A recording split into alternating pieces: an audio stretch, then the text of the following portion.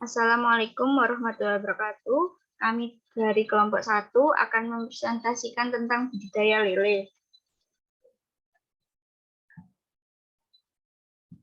Anggota kami terdiri dari 4 orang, yaitu Alfiana Marfuatu Solihah, NIM 19.030.1082, Afikarna Deviana 19.030.1106, Nurul Latifa Aini 19.030.1132, Firdaus Ilyas Nurdika 19.030.1115.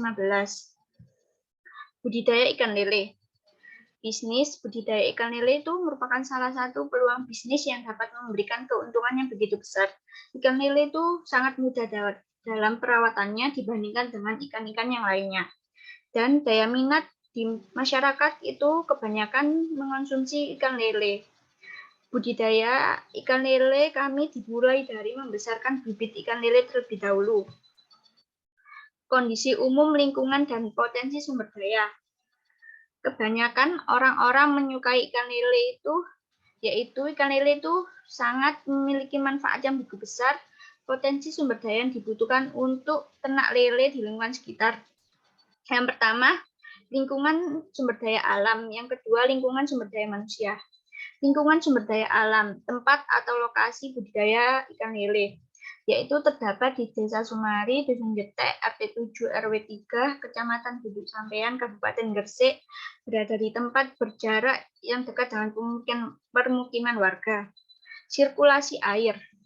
Kami menggunakan sumber air sumur dekat di sekitar area tersebut area tersebut bukanlah daerah yang kesulitan air. Lingkungan sumber daya manusia. Tenaga kerja dikelola oleh kami sendiri. Pemasaran bekerja sama dengan para pengepul atau distributor. Para pengepul itu biasanya akan membeli ikan lele dalam jumlah besar. Tidak jarang mereka itu akan memborong hasil panenannya itu secara keseluruhan.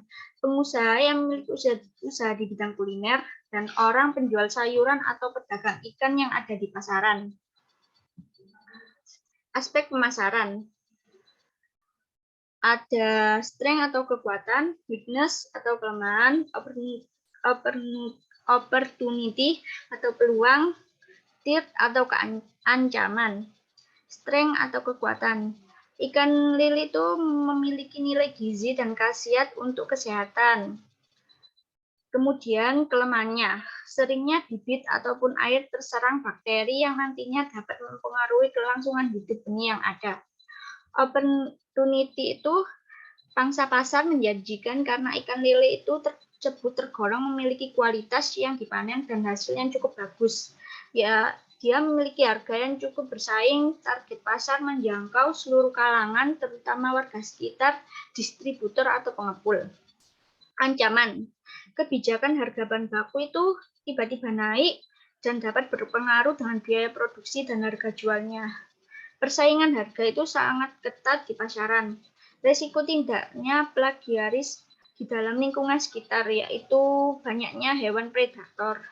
Selanjutnya akan diteruskan oleh teman saya, Firda.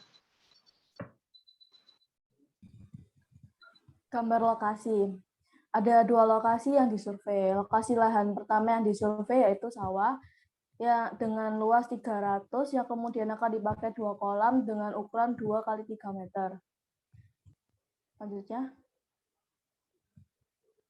Selanjutnya, lokasi lahan yang kedua yaitu di belakang rumah Afika dengan luas tanahnya itu sekitar 10 kali 3 meter yang kemudian akan dibuat 2 kolam dengan ukuran 2 kali 3 meter.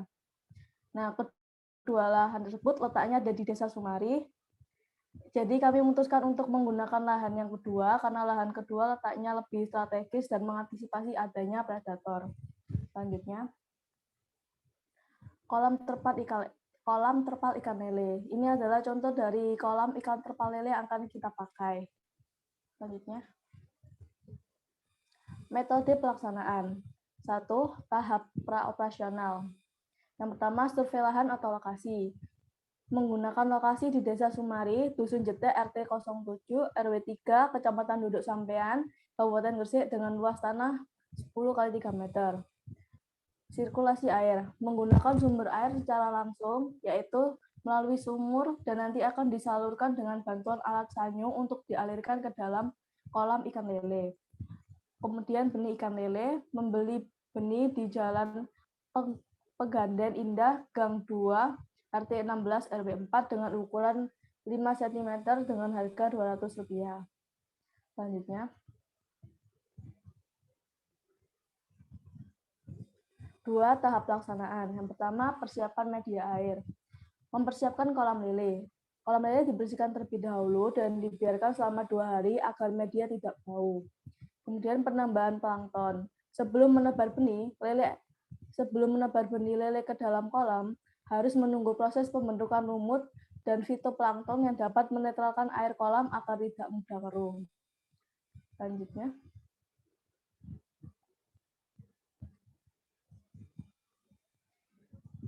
Penebaran benih. Memilih benih unggul. Memilih benih lele unggul yang lebih sulit terserang penyakit agar sehat dan lebih besar. Kemudian perhatikan proses penebaran benih. Melakukan proses aklimatasi. Cara aklimatasi ini dilakukan dengan menenggelamkan sekaligus wadah selama 15 menit hingga 30 menit. Kemudian puasakan benih. Puasakan benih ikan lele selama 24 jam atau hingga lebih agar benih lele terlihat lincah atau sehat. Hal ini dilakukan untuk adaptasi lingkungan baru serta mengosongkan lambung. Selama puasa tersebut, benih ikan lele akan memakan plankton. Selanjutnya akan dijelaskan oleh teman saya, Alfiana.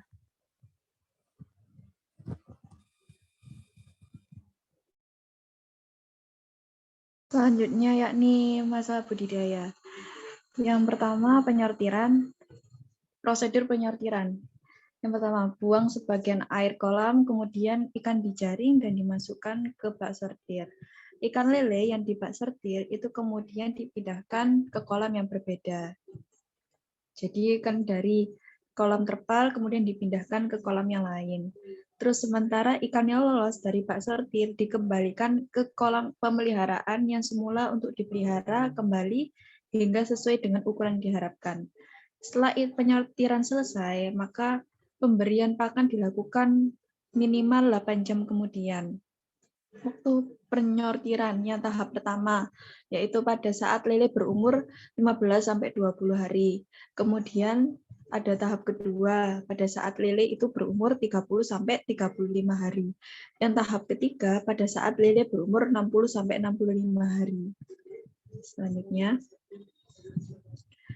tahap panen. Budidaya pembesaran ikan lele itu memerlukan 2-3 bulan untuk panennya semenjak ketika benih lele itu sudah disebar. Proses panen ikan lele itu dapat dilakukan dengan menyortir ikan yang layak dikonsumsi atau berjumlah 4-7 ekor per kilogram atau sesuai dengan keinginan pembeli. Cara memanennya itu dengan menyurutkan air kolamnya terlebih dahulu, kemudian kita gunakan sorokan atau jaring untuk menangkap lele, dan baru kita memasukkan lele tersebut ke dalam wadah. Selanjutnya, tahap pasca produksi. Nah, sebelum kita menebir benih yang baru, kita itu membersihkan kolamnya terlebih dahulu, karena kan biasanya ada sisa-sisa kayak lumut, kotoran yang nempel di terpal tersebut. Dan itu untuk mengurangi kotoran atau sisa makanan ikan lele yang sebelumnya. Dengan membersihkan kolam, kita juga dapat mengetahui apakah masih ada ikannya lele yang masih tertinggal. Karena kalau masih ada ikan di dalam kolam tersebut, lele baru akan habis dimakan ikan lele yang masih panen di situ. Selanjutnya, penyajian produk. Jadi ikan lele ini itu dijual dengan fresh. Kalau misal ada pembeli, langsung kita ambilkan dan dibersihkan juga ikan lelenya. Sehingga itu akan memudahkan konsumen untuk mengelolanya. Namun hal itu juga tergantung dari permintaan dari pelanggannya. Kami juga menyiapkan pelayanan baik di tempat usaha maupun via secara online. Kemudian strategi pemasarannya mengenai kebijakan harga. Jadi kita menjual ikan lele tersebut per kilo itu 20.000 dan isinya itu perkiraan 4-7 ekor. Kemudian kebijakan promosi. Jadi kita bisa memberikan potongan harga untuk pelanggan yang baru. Kemudian kebijakan distribusi. Jadi distribusinya ini itu dari pengepul, diberikan ke pengepul. Kemudian pengamatan dan evaluasi hasil budidaya dan pemasaran. Jadi evaluasi budidaya ikan itu juga sangat perlu untuk dilakukan agar konsumen itu merasa puas atas pembelian dan tahu mana kekurangan dari produk kita. Evaluasi pemasaran itu juga perlu dilakukan agar kita dapat mengambil langkah yang tepat dalam memasarkan produk sehingga terjual sesuai target. Kemudian ada penyusunan laporan keuangan dan laporan akhir. Jadi kita juga membuat laporan keuangan yang dimana digunakan sebagai dasar dalam menganalisis. Jadi dengan menganalisis laba dan rugi, kita dapat menentukan strategi atau langkah apa yang harus kita lakukan ke depannya. Selanjutnya, ini mengenai analisis keuangan. Dalam 1 bulan, kami menjual sebanyak 500 lele dengan harga 11.000 per kilogram, sehingga pendapatan dalam 1 bulan menghasilkan 11.000 kali 500, sama dengan 5.500.000. Jika dalam penjualan saya dianggap konstan, pendapatan proyeksinya dalam 1 tahun 5.500.000 dikali 12 sama dengan 66 juta. Selanjutnya, total biaya per tahun 5.190.000 ditambah 2.160.000 ditambah 14.750.000 sama dengan 22.100.000.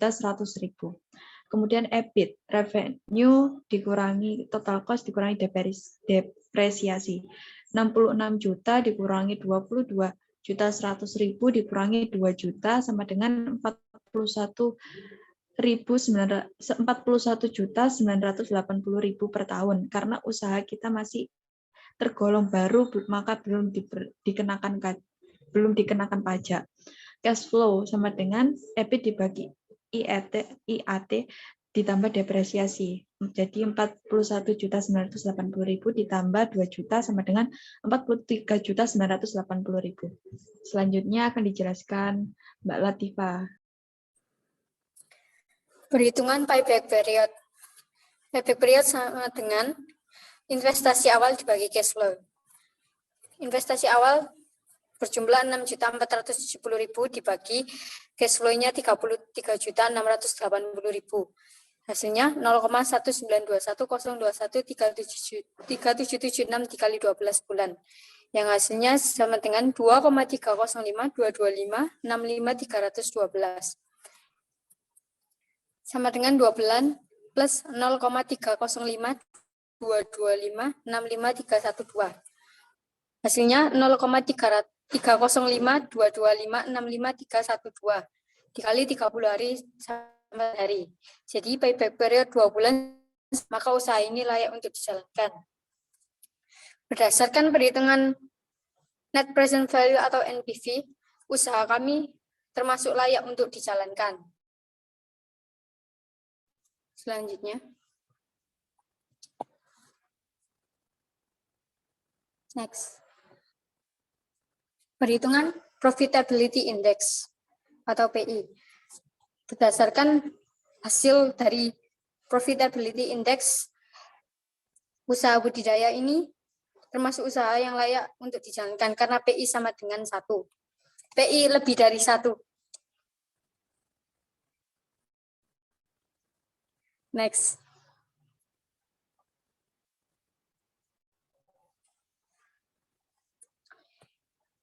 Payback period 2 bulan 9 hari sama dengan usaha layak dijalankan dan lanjut. NPV berjumlah 61.273.952. Usahanya juga layak dijalankan karena NPV lebih dari 0.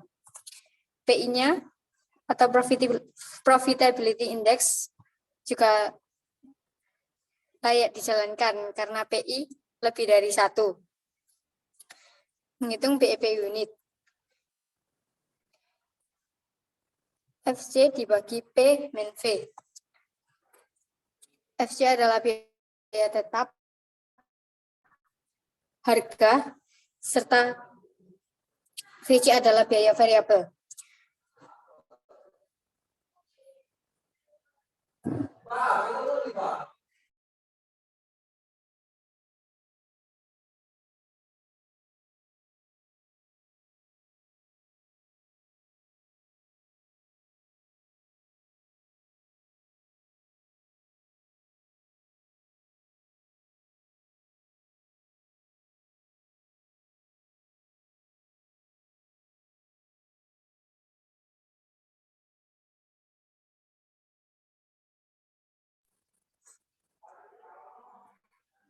Sebelumnya.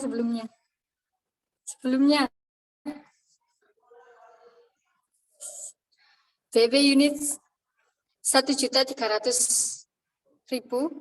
dibagi dengan 11.000 yang dikurangi dengan 5.000. Hasilnya 216,666666 sama dengan 217 per bulan. Selanjutnya.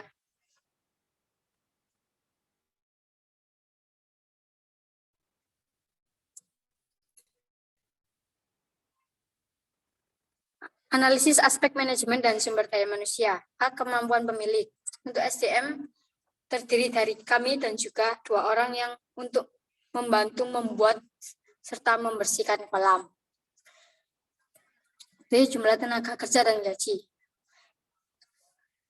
Kami menggaji 22 juta. Selanjutnya.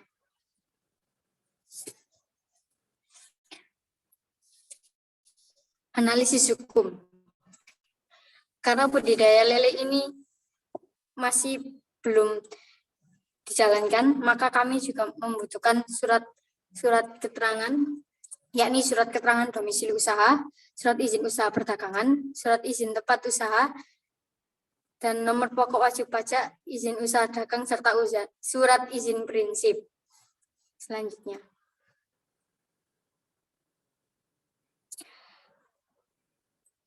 Inilah presentasi dari kami. Mohon maaf jika ada salah kata. Wassalamualaikum.